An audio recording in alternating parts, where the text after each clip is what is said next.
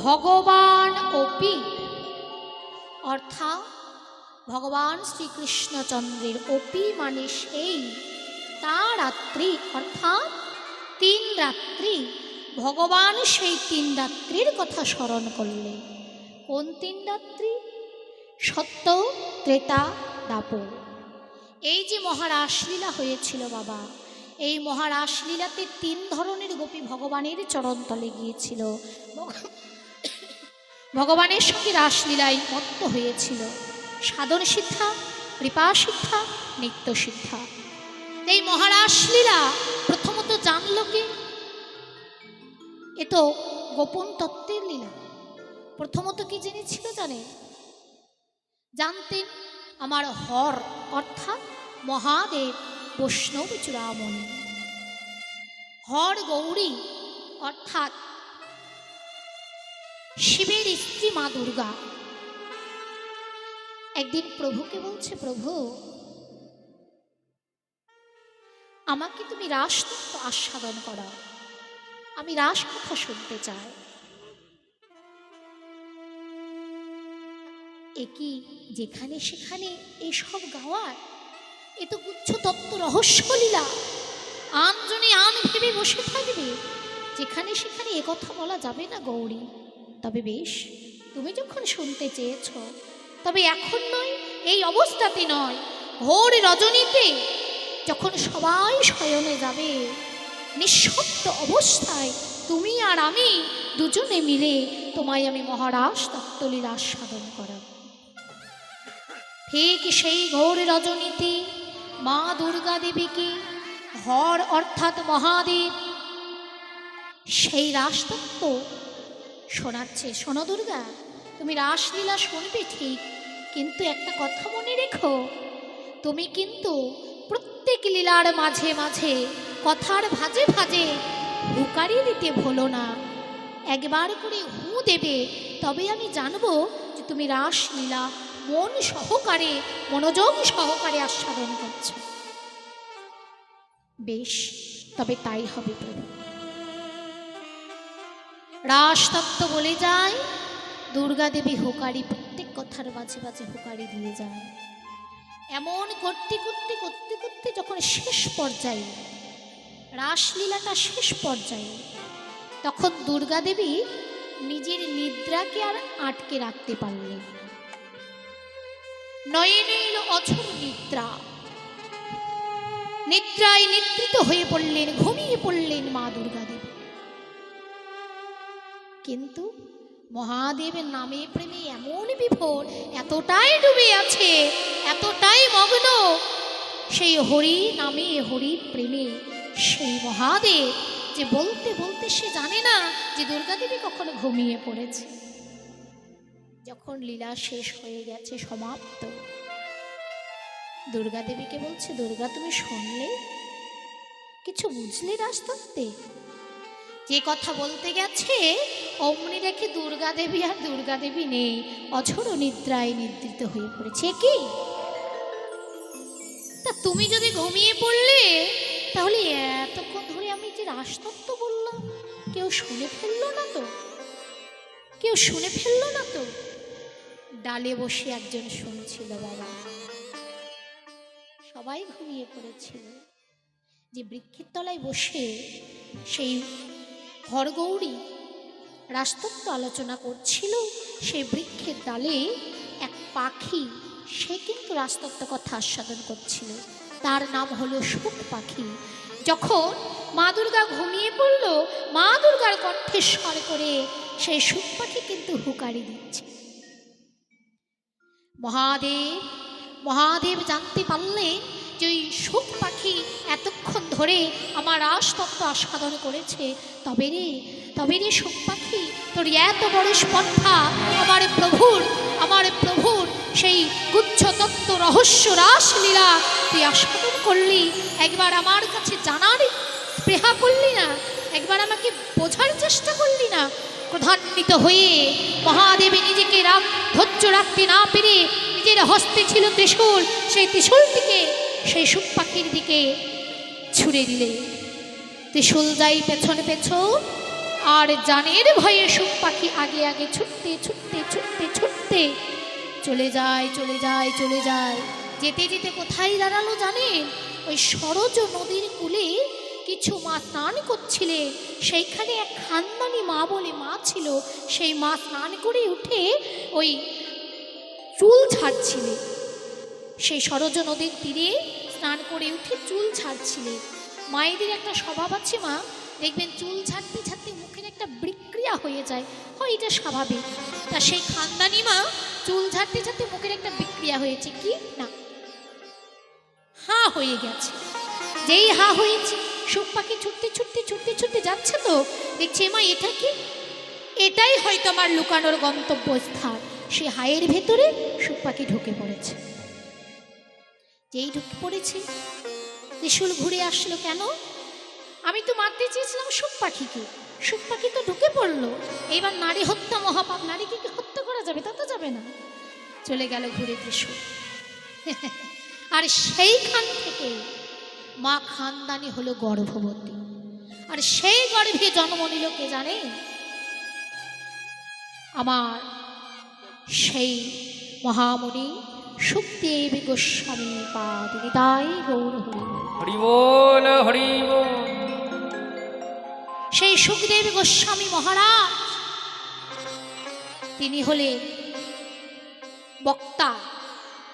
এই যে আমাদের মহারাষ্ট্রের বক্তা, আর শ্রোতাকে মহারাজা পরীক্ষিত, যার নাকি অভিশাপ হয়েছিল বাবা 7 দিনের ভেতরে মৃত্যু। আমরাও কিন্তু সে পরীক্ষিত রাজার মতো, আমাদেরও 7 দিনের ভেতরে মৃত্যু, কি তাই না? আমরাও 7 দিনের বেশি বাঁচি না।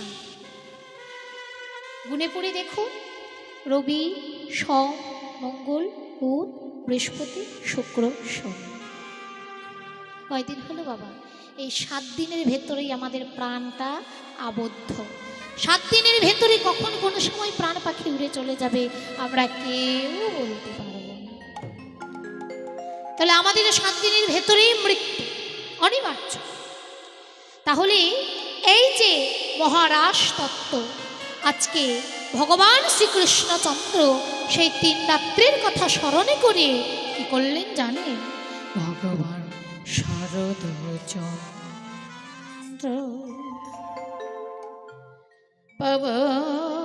পবনমন্দ শারদ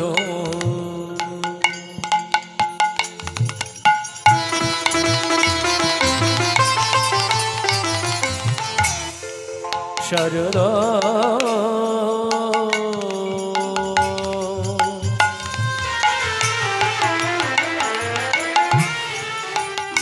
শারদ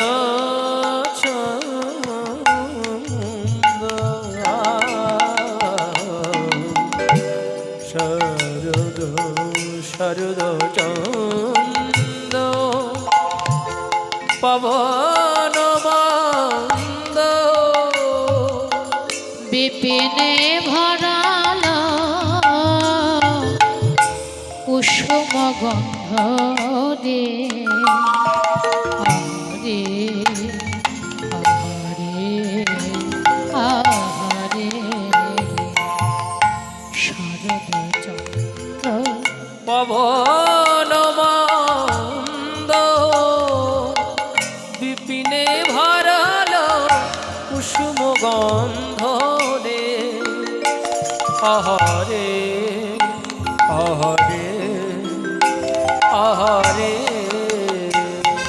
কেবা ফুল্ল মল্লিকা মালতী জ্যোতি, ফুল্ল মল্লিকা মালতী জ্যোতি, কেবা ফুল্ল মল্লিকা ফুটেছে রে, হৃদয় গৌর হরি বল। মল্লিকা ফুটেছে রে, ফুল্ল মল্লিকা ফুটেছে রে, ফুল্ল মল্লিকা মালতী জ্যোতি।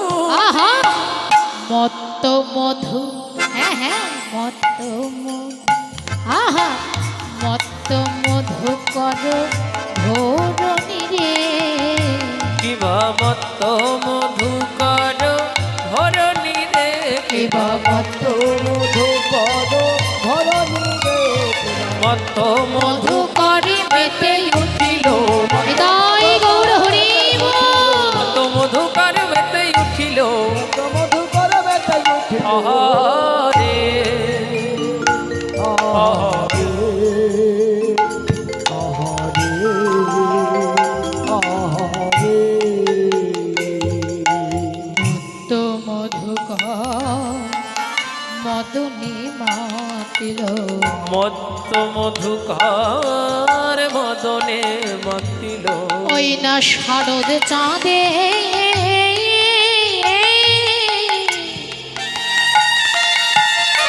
শোভা হেরে দেখো মত্ত মধুকর মদনে মাতিল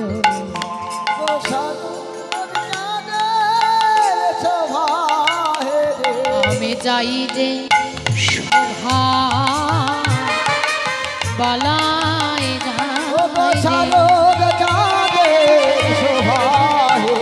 আমি যাই রে শোভা বালাই যাই রে আমি যাই রে শোভার বালাই যাই রে হৃদয় গৌর প্রেমানন্দে হরি যাই রে শোভার বালাই যাই রে মত্ত মধুকর মদনে মাতিল হেরত রাতি ওই ছাড় ভাতি শ্যাম মোহন মদনী মাতি মুরলিক গানে পঞ্চমদান ফুলমতি চিত চরণী চরণী বাবা আমাদের ঋতু কয়টি গো? 6টি। গ্রীষ্ম বর্ষা শীত শরৎ হেমন্ত শীত বসন্ত। গ্রীষ্ম বর্ষা শরৎ হেমন্ত শীত আর বসন্ত, এই হলো আমাদের 6টি ঋতু। তা 6টি ঋতুতে আমাদের রাধে এই 6টি ঋতুতে আমাদের ফল ফুল, এক একটা ঋতুতে এক একটা আমাদের ফল ফুল হয়। কিন্তু আজকে তিথিটা কি? শারদীয় পূর্ণিমা তিথি, মহারাসলীলা। আজকের তিথিতে ভগবান কৃষ্ণচন্দ্র সহস্র গোপীগণকে নিয়ে মহারাসলীলায় মেতে উঠেছেন। তাই বৃন্দাবনের ফুল ফল তারা আজকে ঋতুর আশা করলেন না, আজকে ঋতুর আশা করলেন না। এক রজনীতে, এক তিথিতে, এক লগ্নে, একই অবস্থাতে ওই 6টি ঋতুর ফুল ফল তারা একই সাথে ফুটেছে গো। একই হরি সাথে বল, হরি ফুটেছে বল। গো। একই সাথে ফুটেছে গো। গোবিন্দ সেবায় লাগিবে বলে একই সাথে ফুটেছে। ও গোবিন্দ সেবায় লাগবে বলে, মহারাসলীলা দেখিবে বলে হরি বল। রাসলীলা দেখবে বলে গোবিন্দ সেবায় লাগবে বলে, তারা একই সাথে ফুটেছে গো।